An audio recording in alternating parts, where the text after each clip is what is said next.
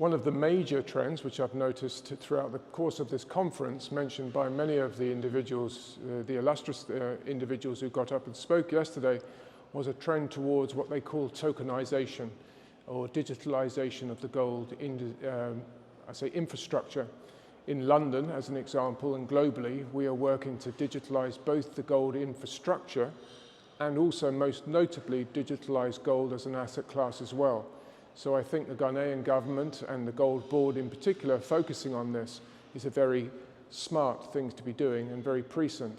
Secondly, it's also going to solve their responsible sourcing issues, because at some point the world will align around a technology that can trace gold from the mine site right the way through to accredited processing plants and then onto the formal system.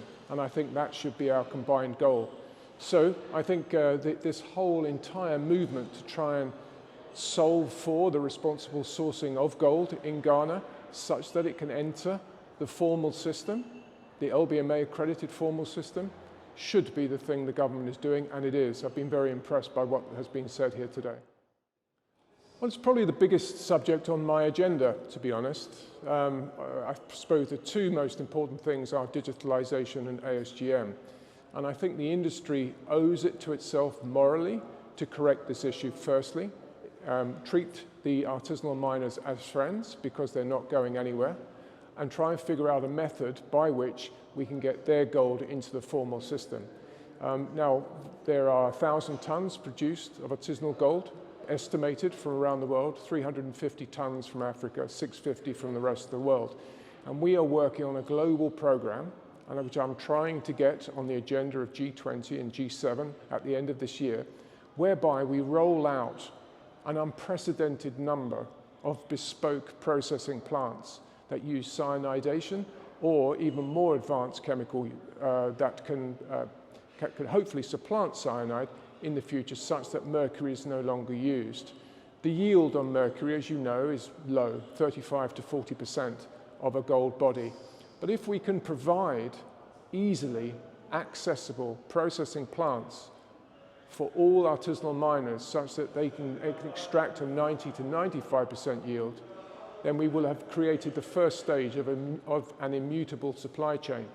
And lastly, if we can add the holy grail of a technology that can scan rock faces such that the artisanal miners can prove where they get their gold from, we end up with a globally immutable supply chain for artisanal miners, which will be fantastic for them and their communities. Well, I think probably the main ones are, as World Gold Council companies are working in Côte d'Ivoire. As you've heard at the conference, we're working with civil society, the government, and the mining industries over there to try and set up a system that works and can be used as best practice throughout the world.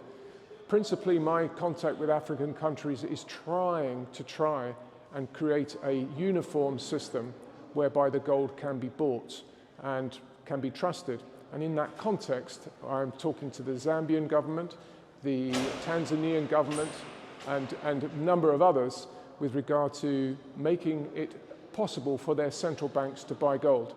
Zambia and Tanzania and other countries are all signing up to what we call the London Principles, a set of 12 guideline principles that gives them the confidence that they are buying only responsibly sourced gold from the artisanal miners. They do all the due diligence, and it's a wonderful way for artisanal miners to get it into the formal system at a spot sort of price. My key message for me was pretty clear. It was that we as a group of nations, we as a bunch of human beings, should be constantly focused on the human misery that artisanal mining, illegal artisanal mining, can produce. Now, there is a way of avoiding this. There are children in mines, there are children being trafficked, there are women being used by their thousands in some of the South American mines. We need to stop that. That is simple.